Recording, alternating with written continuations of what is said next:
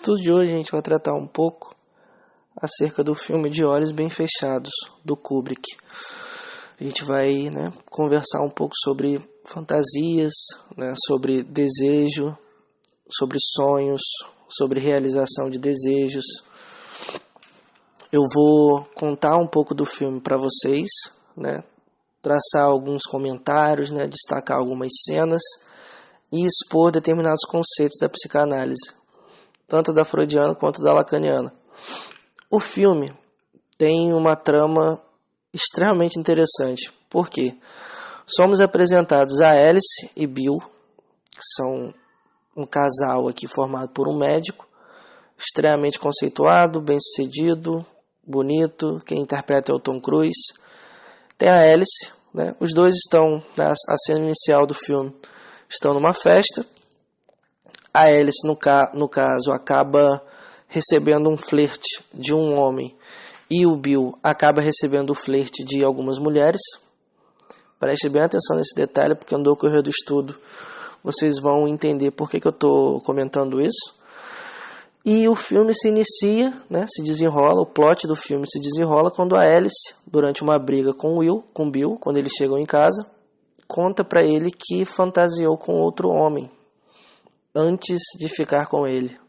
Só que ela relata essa fantasia com um certo teor extremamente erótico. Ela relata essa fantasia que, aos ouvidos de algumas pessoas, soa como se fosse um conto erótico, de tão vívido, com detalhes, a interpretação é absurda, ela tem olhares, tem pausas, tem suspiros, você percebe no corpo dela que realmente aquela cena ali em questão, aquela fantasia, lhe causou um tesão assim absurdo.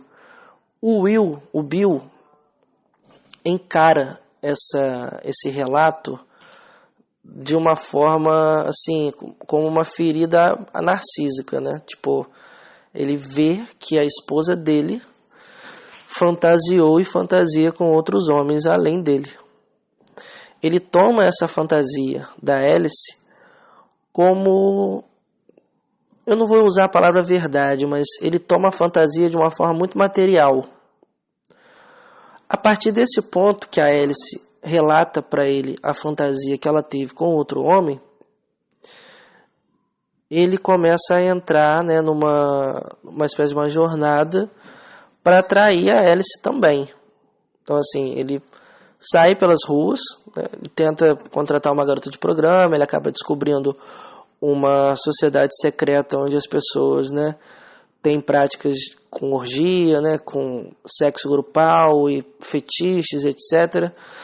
Só que a questão aqui, que gira em torno do filme, é uma palavrinha: fantasia.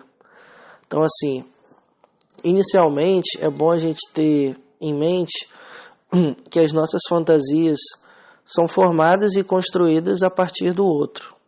Isso em termos lacanianos. Em termos freudianos, o que isso significa? Quando nascemos, toda a nossa sexualidade ela é formada e construída a partir do outro. Esse outro inicialmente é a mãe. Então, assim, a mãe toma a criança, a mãe abraça a criança, beija a criança, amamenta a criança, cheira a criança, dá banho na criança, toca essa criança. Toda a sexualidade, todas as fantasias que essa criança passa a ter, surge das mãos da mãe, dos cuidados da mãe, do contato com a mãe. As primeiras fantasias inconscientes que o sujeito tem é com a mãe. Por isso que o Freud coloca o complexo de Édipo como esse mito. Ele utiliza-se do mito para explicar que as nossas fantasias giram em torno dessa posição, de ao mesmo tempo de possuir e ser possuído. Só que nesse caso aqui, são fantasias edípicas que são direcionadas à mãe, do tipo, a criança deseja tomar a mãe como seu, como objeto de desejo, assim, e ela também se coloca nessa posição de ser esse objeto de desejo para a mãe. Então, assim, todas essas fantasias sexuais, essas fantasias de possuir e ser possuído, que a criança direciona para a mãe, isso começa nos primeiros anos de vida. Então, assim, a sexualidade em Freud ela não é uma sexualidade apenas genital, uma sexualidade erógena do corpo, né? Um corpo erógeno, uma sexualidade que é formada e construída a partir do outro. Só que, qual que é o engraçado, né? O irônico, para a gente pensar em relação ao filme? O Bill se sente frustrado ao ouvir que a sua esposa desejou e deseja outros homens além dele. Então, assim, é uma suposição, uma espécie de uma fantasia extremamente neurótica acreditar que quando nos casamos com alguém ou quando nos relacionamos com alguém, essa pessoa, né, o nosso cônjuge, vai nos tomar como seu único e exclusivo objeto de desejo. Como se ele não pudesse, né, desejar outras pessoas, né, sem ser a nós mesmos. Isso é extremamente edípico. Por quê? A criança supõe ser o único e exclusivo objeto de desejo da mãe. Quando essa criança percebe que a mãe direciona o seu olhar para outros objetos além dele, ao mesmo tempo que ele tem um sentimento de frustração, ele vira o seu olhar e se pergunta: o que mamãe deseja? Quem mamãe deseja? Então, assim, é interessante a gente marcar esse ponto no filme, porque o Bill escuta o relato da sua esposa quase que como uma admissão de culpa. Em nenhum momento no filme nós somos apresentados a uma fatualidade, assim, né?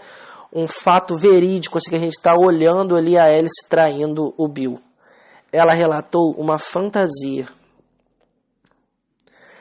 Na fantasia há uma realização de um desejo e no sonho também há uma realização de um desejo. O interessante de se pontuar nessa cena é que o Bill, a forma como a Alice relata o sonho, soa como uma admissão de uma traição. O Bill escuta esse relato e recebe esse relato como uma traição. E qual que é a atitude dele aqui? Trair a Alice, uma espécie de uma vingança. Então, assim, ele tem esse narcisismo dele aqui ferido, né, do tipo: nossa, não acredito que você deseja outros homens além de mim. Ele acaba sendo destituído desse lugar, né, que ele acreditava ocupar, talvez esse lugar desse homem fálico, né, bonito, com dinheiro, bem-sucedido, ovacionado, elogiado, admirado, idolatrado pelos outros. A Alice, a partir do momento que ela expõe essa fantasia dela com esse outro homem, com esses outros homens no caso, pro Bill, acaba tirando ele dessa posição onde ele acreditava ocupar.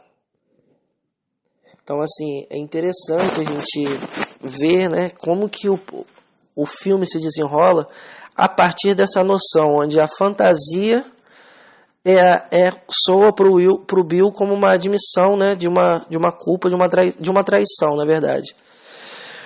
Só que, o que é importante a gente marcar e pensar a respeito desse filme também? O Bill não sabe o que a Alice deseja. Ele só supõe. Nas relações, né, que estabelecemos com o outro, de fato, o que o outro deseja é sempre um enigma. Nós nunca sabemos de fato o que o outro deseja e o que o outro quer de nós. O que o outro quer de mim, no caso, né? Então, assim, é engraçado porque o Bill acredita... ao mesmo tempo que ele se frustra, se vocês se atentarem na cena, a expressão dele, o olhar dele é de raiva. É de ódio. Ele queria, ali naquele momento, enforcar a Alice, acabar com a Alice. Por quê? Essa noção monogâmica, esse pensamento monogâmico que faz com que o sujeito, entre aspas, acredite e espere do outro essa mesma posição, do tipo: o que o Bill tá fazendo aqui?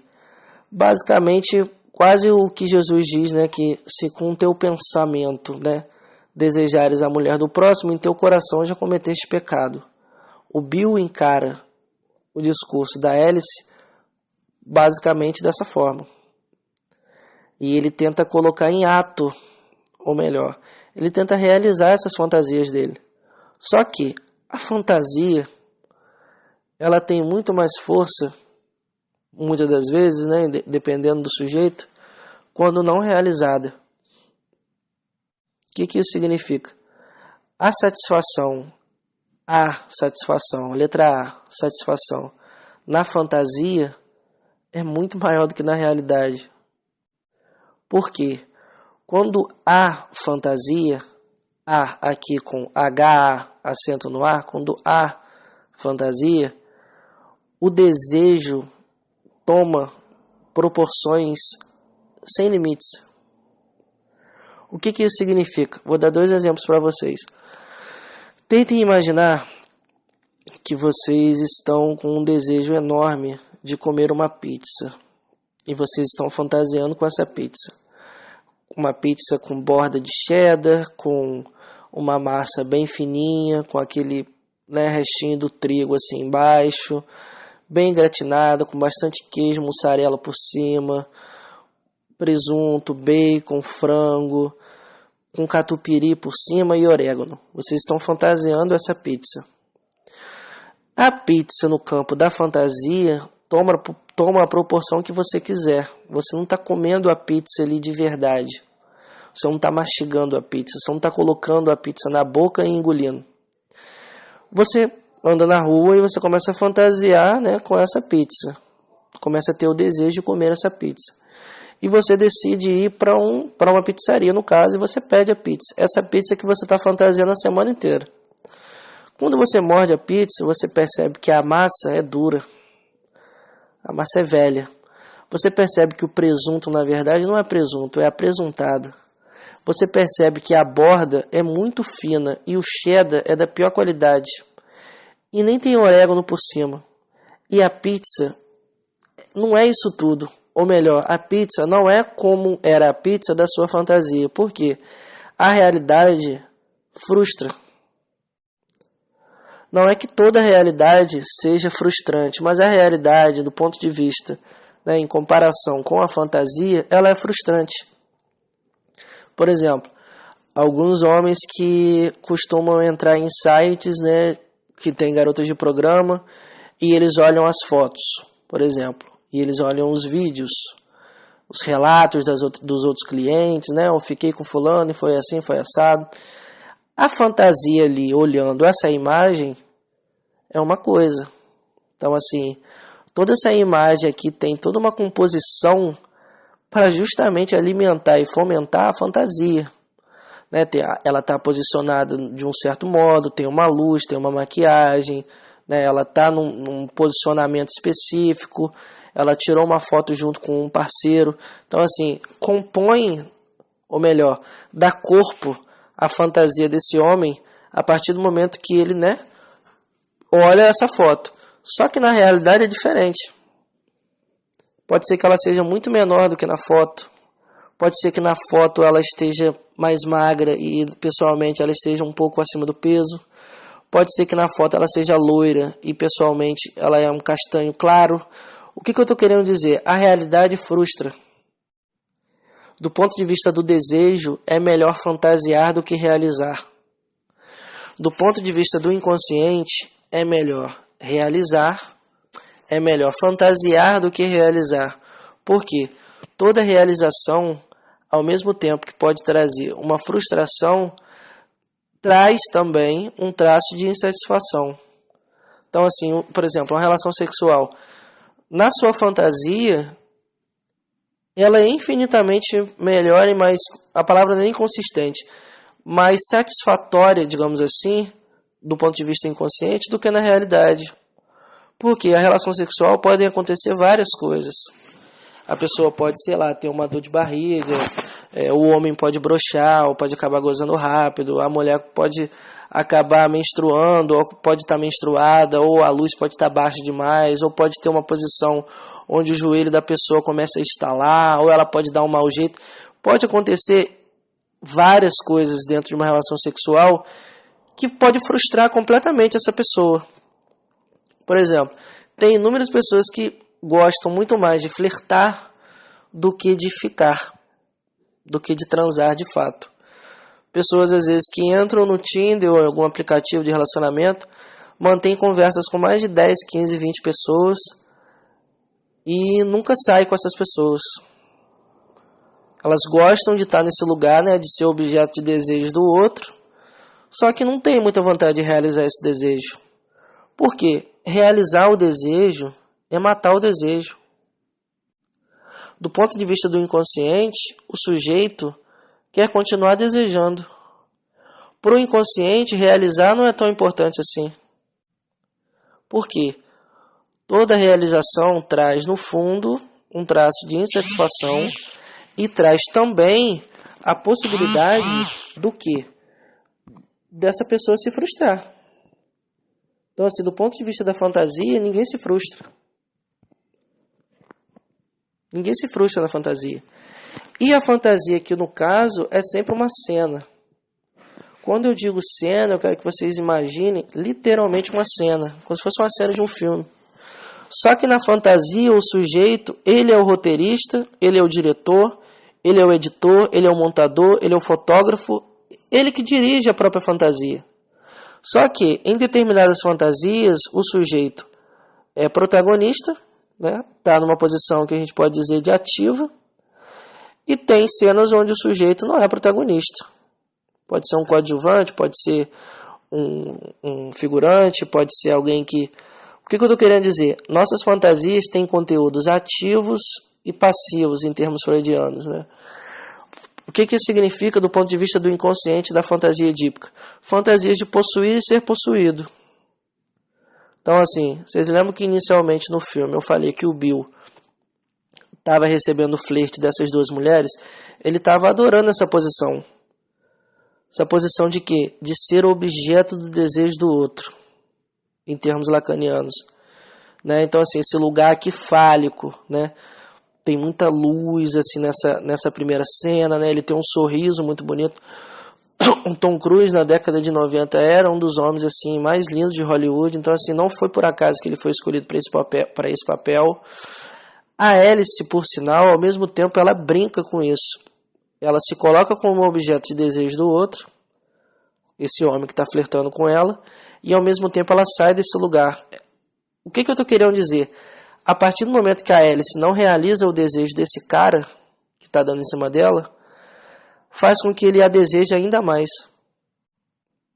Ela brinca nesse jogo de seduzir e ser seduzida. Ela se coloca como objeto de desejo do outro e ela também coloca o outro como seu objeto de desejo. Ela brinca, há um jogo de sedução aqui. A Alice é extremamente sedutora.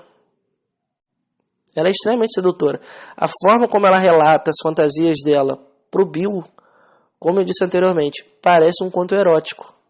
Parece que de fato ela o traiu de verdade, né, entre aspas, na realidade, sendo que o filme não nos mostra isso.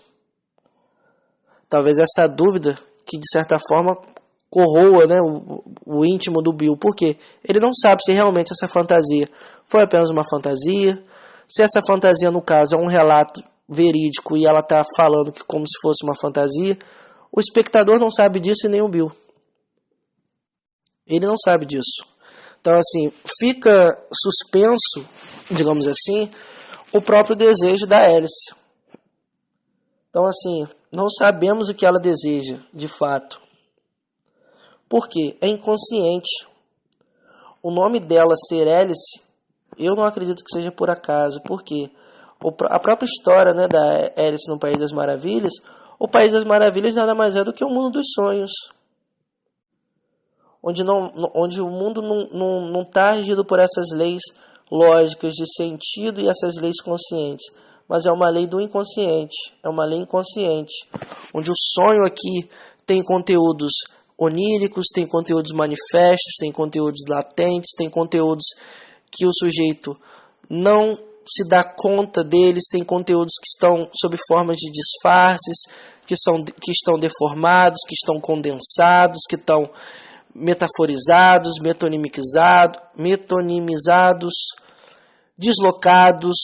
Então, assim, o sonho aqui é a via de rédea para o inconsciente. Então, assim, o nome Alice, ao meu ver, não é por acaso.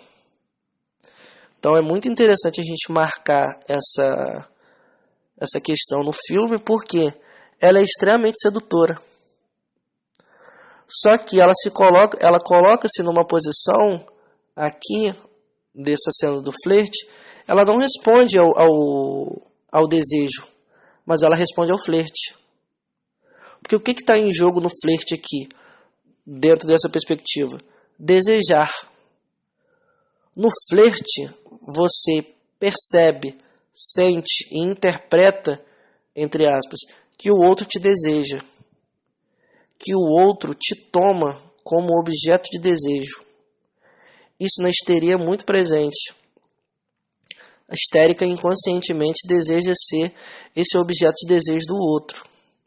Na verdade, os dois aqui, tanto a Alice quanto o Bill, têm esse desejo. Um, de ser o objeto de desejo do outro, e o outro de ser esse falo, né? O Bill aqui como esse falo, como esse homem aqui, né? Extremamente fálico. Só que o relato da Alice expõe a sua total fragilidade.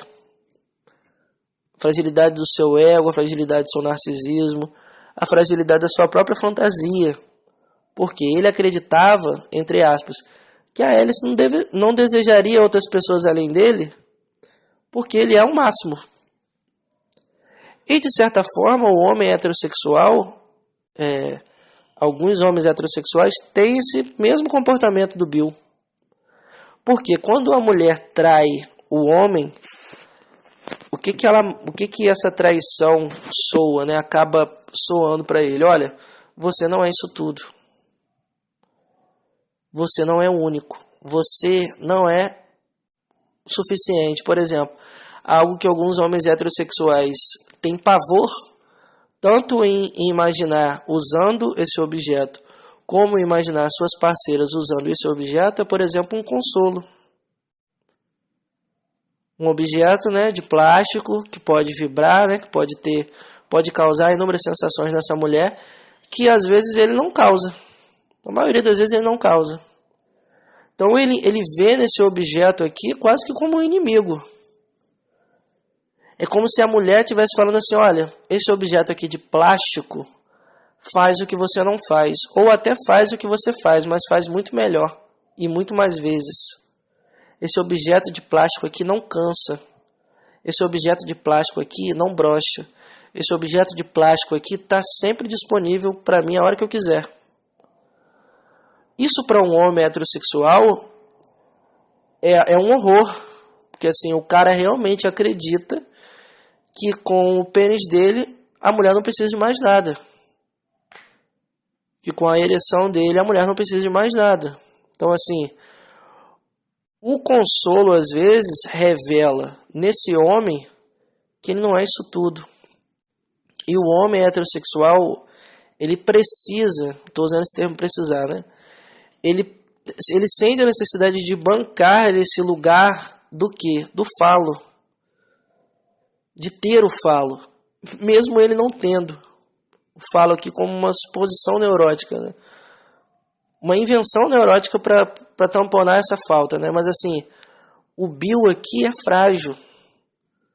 Todos os homens são frágeis, todo ser humano é frágil. Por quê? Do ponto de vista neurótico, somos castrados. Só que o homem, no caso, o homem heterossexual, ele vive a dispor desse movimento de, né, se mostrar como alguém que detém o falo.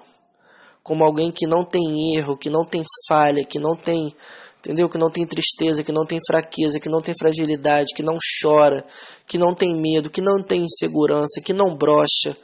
Alguém assim, potente, fálico.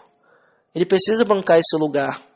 Por quê? A partir do momento que ele não banca esse lugar, ele expõe a sua, o quê? Fragilidade. A sua falta.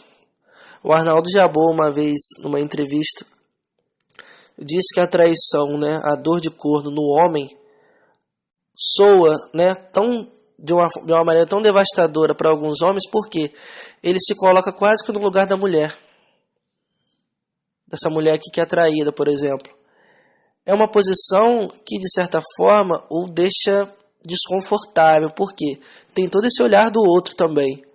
como o outro vai me ver? Vai me ver como o quê? Como um trouxa, como um corno. Porque a primeira preocupação do homem, quando é traído, não é se a mulher se apaixonou pelo cara que ela o traiu, né? Pelo Ricardão aqui em questão. Não é se ele já leu Dostoiévski, se ele conhece Clarice Lispector, se ele já assistiu inúmeras peças, se ele fala 3, 4 línguas, se ele entende de vinho, ou se ele é um chefe renomado francês. A preocupação dos homens heterossexuais quando são traídos é se o amante é mais potente do que ele, transa mais e melhor do que ele, tem um pênis maior do que o dele. Toda a preocupação dele aqui é uma preocupação que diz respeito ao que? A um semblante fálico. Esse homem que você me traiu é mais fálico do que eu? Então, assim, é algo que a gente, né, pode pensar bastante em relação à própria heterossexualidade de alguns homens, né, do ponto de vista do desejo, né, e do ponto de vista dessa mulher aqui em questão que é a sua parceira, né, que é a sua companheira. Então, assim, o Bill se sente extremamente frustrado e desinstituído desse lugar fálico que ele, na sua fantasia, ocupava, né, na configuração do desejo da Alice, e ele se frustra completamente por isso. Por quê? O Bill, inicialmente, na primeira cena, ele está muito confortável flertando, estando nesse lugar. Então, assim, quando ele vê que a mulher dele fez a mesma coisa, ele não consegue lidar com isso. O que isso nos diz? Nem sempre não, quase sempre não lidamos muito bem com as fantasias do outro. Se esse outro não nos coloca numa posição, por exemplo, de protagonista. Porque algumas fantasias sexuais só se sustentam dentro desse plano. O que isso significa em termos simples?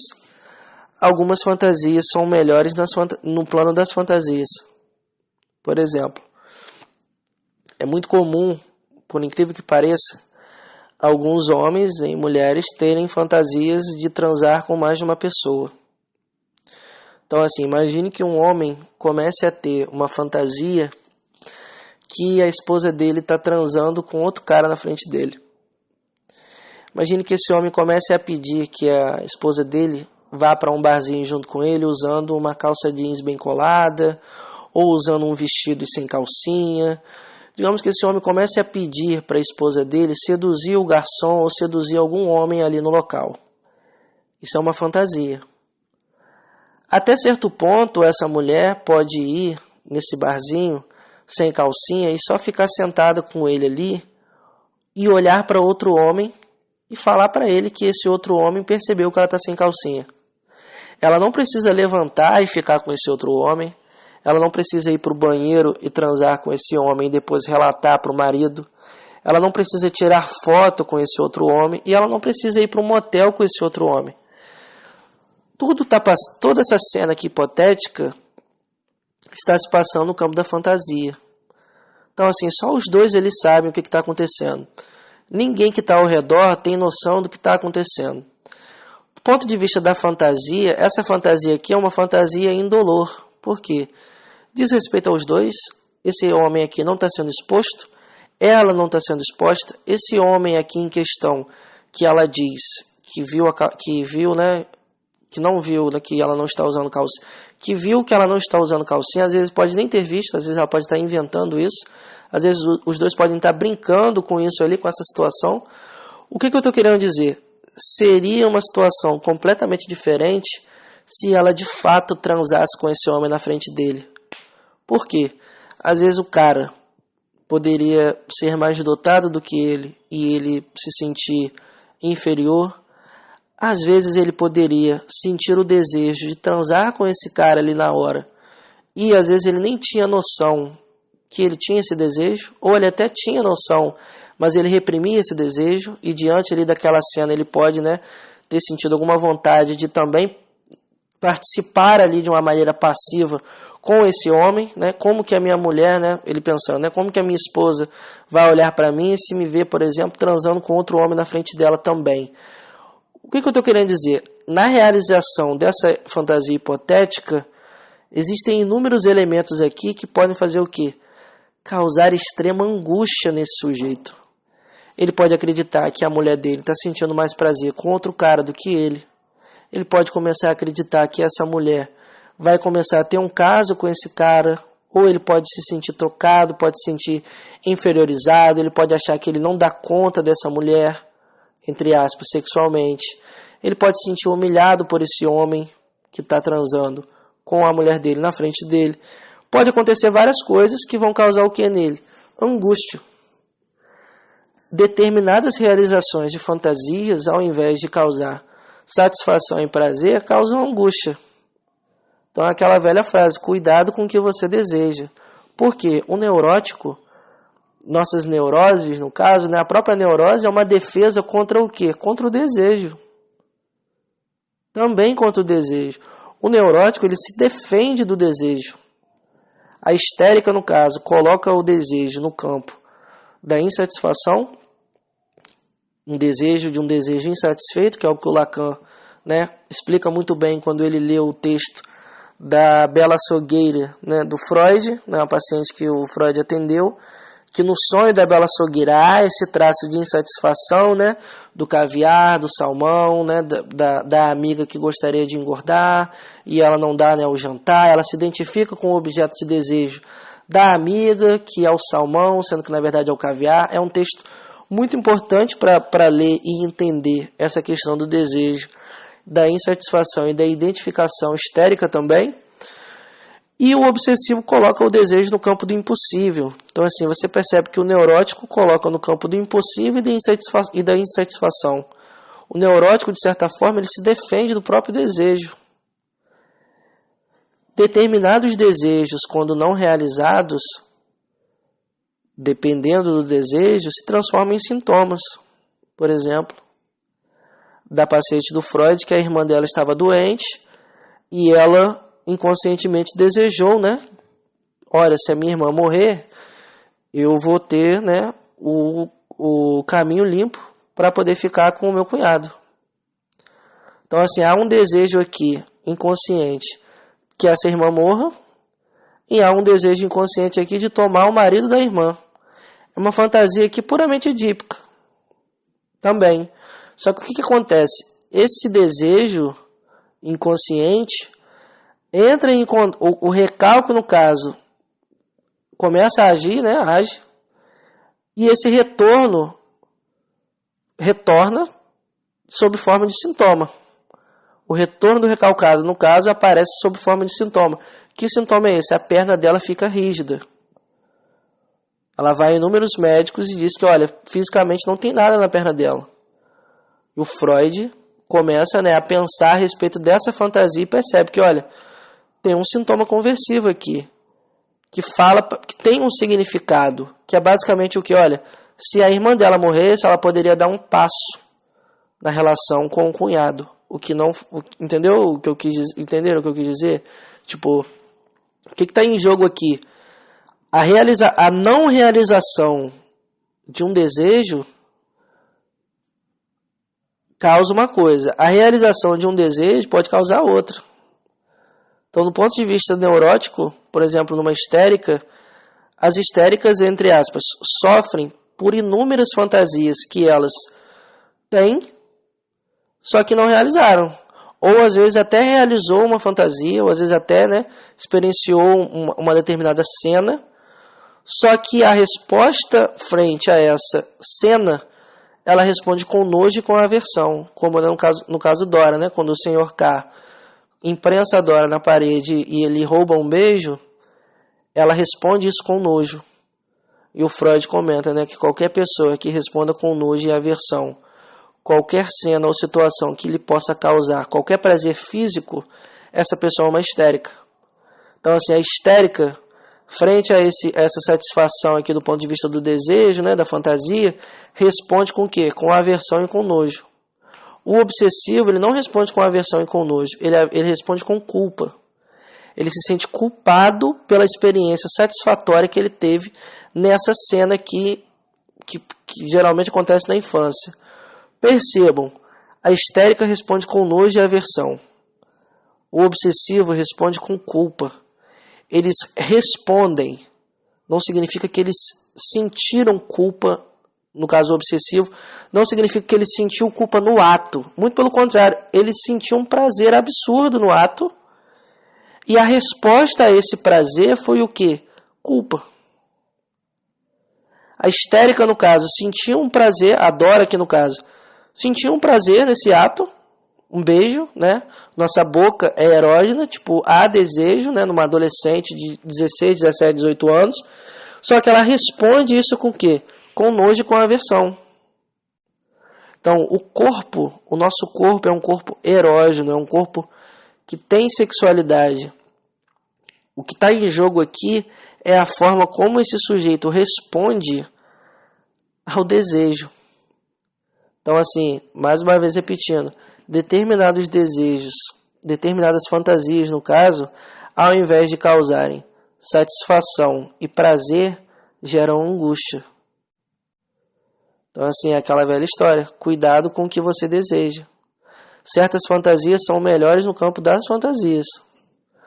Tanto que,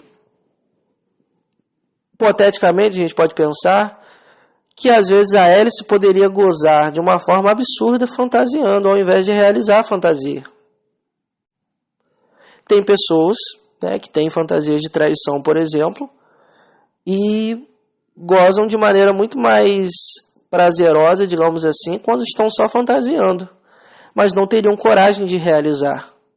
Por exemplo, mulheres ou homens que conversam pelo WhatsApp com outras pessoas, que têm conversas sexuais, né, em texto, ou têm ligações eróticas com outras pessoas além do cônjuge, mandam e recebem fotos, né, eróticas. Só que essa pessoa, no campo da realidade, não tem coragem de trair. Então, assim, ela conversa, ela fala, ela escuta, ela manda foto, ela recebe, ela faz videochamada, mas se ela vê a pessoa pessoalmente, ela não faz nada. Por quê? Olha só quanta coisa pode acontecer quando uma traição é posta em ato. Isso é o ponto central aqui de Olhos Bem Fechados. Por quê? O que o Bill deseja é colocar em ato a sua fantasia, que é uma fantasia de traição. Mas é uma fantasia de resposta a uma fantasia de traição da hélice. A hélice aqui tomou um outro como objeto de desejo ao invés do Will. O Bill aqui está tomando uma outra como seu objeto de desejo também de uma traição. Basicamente, o Bill meio que está se identificando com a própria fantasia de traição da hélice. Vou repetir, o Bill está se identificando e tomando a fantasia da hélice de traição como a sua própria fantasia. E várias coisas acontecem nesse filme. E um spoiler, né, para quem não assistiu, mas eu sugiro que vocês assistam mesmo assim. Ele não transa de fato com ninguém. Ele tenta com uma garota de programa, mas acontece um problema. Ele vai numa loja para pedir uma máscara e a filha do dono seduz ele, mas ele não fica. Ele vai num lugar onde está acontecendo uma orgia absurda, com inúmeras pessoas ali nuas, né, transando e tal. Uma mulher o seduz também, ele também não transa de fato com essa mulher. Ele passa por inúmeras coisas do campo da fantasia, mas ele não realiza fantasia nenhuma. Então, assim, o final do filme é muito emblemático, né, que ele conta, né, pra Alice, e ela, né, diz no final, né, tipo, vamos foder, tipo, vamos transar aqui agora e esquecer tudo isso. Tipo, não é esquecer tudo isso, mas o que está em jogo aqui? Fantasiar custa menos do que realizar. Realizar determinadas fantasias custa caro. E nem todo sujeito está disposto a pagar o preço do seu próprio desejo. Porque o desejo cobra caro e com juros. Então, assim, fantasiar é muito mais confortável. Fantasiar, você pode fantasiar da sua casa. A Alice não precisou sair de casa para realizar uma fantasia. Ela realizou essa fantasia, às vezes, no sofá da casa dela.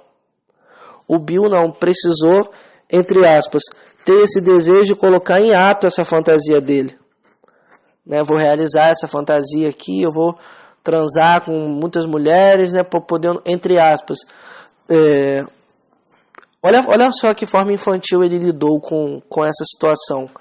Ao invés de conversar com a Alice, ao invés de encarar a fantasia da sua parceira como apenas uma fantasia, ele escuta a fantasia como uma admissão de uma traição.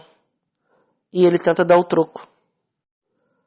Só que, mais uma vez, não temos a informação no filme que ela de fato o traiu. Ela o traiu nas suas fantasias. Mas essa é a questão. Se for assim, em nossas fantasias todos nós traímos. A questão é como que o sujeito vai lidar com o fato de que seu parceiro e a sua parceira têm fantasias onde o sujeito não participa.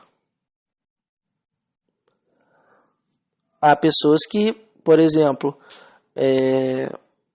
colocam-se numa configuração dentro do desejo da fantasia do outro onde ela participe. Só que posição que ela ocupa?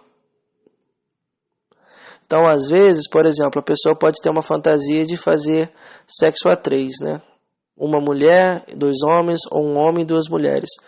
E imagine que é um casal, João e Maria.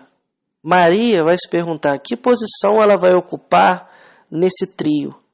Ela vai ser a outra, a terceira, ela vai ser a segunda, e quem vai ser a terceira, no caso, é a outra. Qual vai ser o lugar dela nessa fantasia? Tem pessoas que não lidam muito bem com esse tipo de fantasia. Do tipo, imaginar transando com mais de uma pessoa. É algo que poderia causar o quê? Angústia nessa pessoa. Tanto na cena, quanto no fato de você expor essa fantasia. Por quê?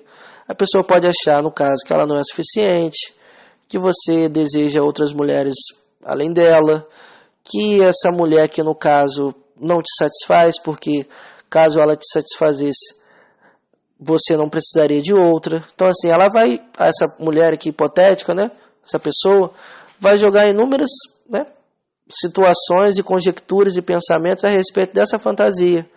Ela não vai encarar essa fantasia como uma fantasia. Ela vai encarar essa fantasia quase como que um objeto material. Ela está encarando a fantasia aqui como um desejo. Então, às vezes, a pessoa pode ter uma fantasia de transar com mais de uma pessoa. Mas, às vezes, essa pessoa não teria coragem de transar com mais de 2 pessoas. O que o filme aqui está tratando é do ponto de vista da fantasia. Fantasias não têm limites.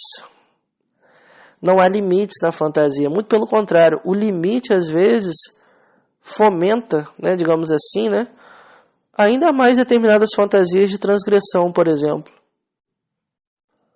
É o que, às vezes, no popular, algumas mulheres falam, né, que não basta...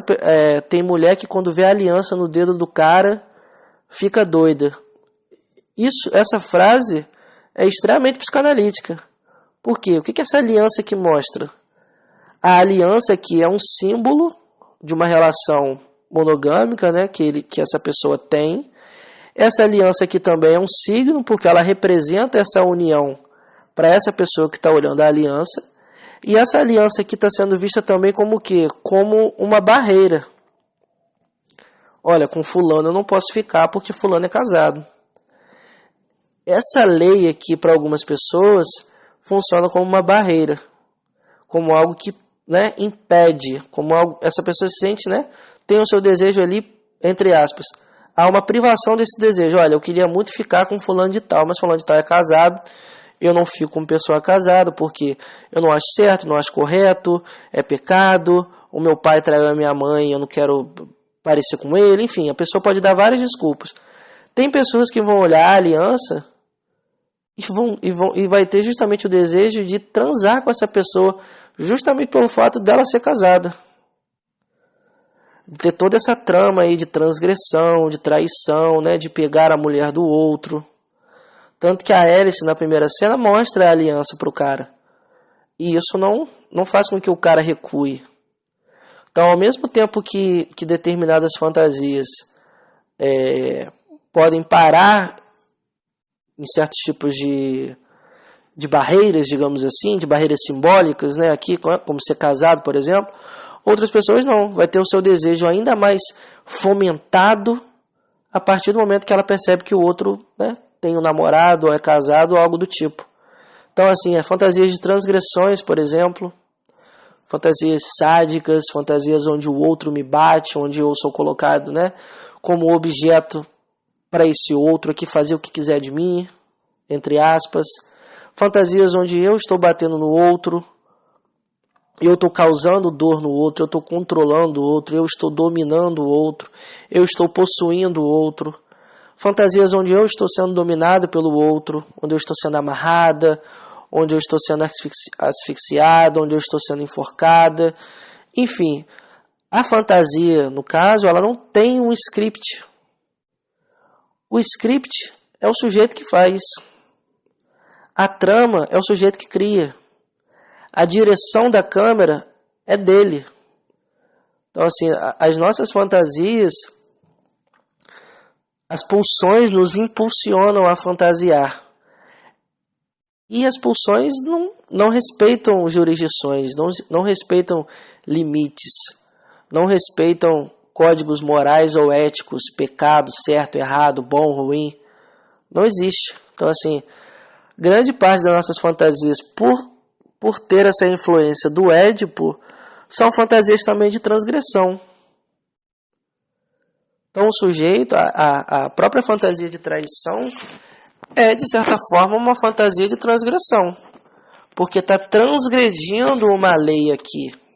Essa lei aqui, no caso, que me impede de ficar com outras pessoas, já que eu fiz um juramento com essa pessoa, diante de um juiz, de um padre, de um pastor, a me comprometer apenas com essa pessoa. Há um código simbólico aqui, que a partir do momento que eu estou traindo essa pessoa, eu estou rompendo esse código.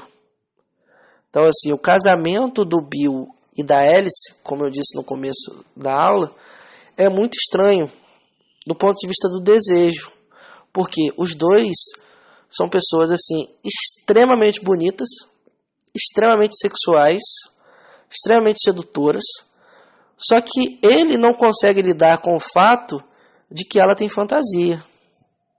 O problema se dá nisso daí. Quando vocês assistem um filme, vocês não acham que a Alice sabe que o marido dela sofre, entre aspas, né, essas cantadas de outras mulheres? Vocês não acham que ela tem a total plena consciência de que ele causa desejo em outras mulheres? Você não acha que ela tem a absoluta plena certeza de que ele não a deseja única e exclusivamente? Só que isso que é o pulo do gato. Ela lida com isso muito melhor do que ele lida. Repare, o protagonista do filme não é a Alice, é o Bill. Toda a trama do filme se desenrola a partir do modo pelo qual o Bill encara o relato, né, da fantasia da sua companheira. Tudo se desenrola a partir daí. É o fato dele não lidar muito bem com essa fantasia. Aí, quando você assiste o filme, você fala assim, nossa, mas ele não conseguiu lidar. E quem lida? Quem consegue lidar? Que neurótico que consegue lidar com a fantasia do outro, quando essa fantasia do outro não me toma como seu único e exclusivo objeto de desejo? Que neurótico nunca fantasiou, né, traindo, transgredindo, nunca se imaginou com outra pessoa, nunca assistiu um filme, uma novela, uma série e viu alguém, né, que lhe causou desejo? Então, assim, é uma suposição extremamente neurótica acreditar que o cônjuge, que o seu cônjuge, no caso, não vai tomar outros objetos além de você. Não vai ter outras fantasias onde você não faz parte. Então, o filme De Olhos Bem Fechados, do Kubrick, é excelente para mostrar isso pra gente, que olha o poder que a fantasia tem na vida do sujeito. Olha o poder que a fantasia tem nas relações. Olha o poder que a fantasia tem no que diz respeito à traição.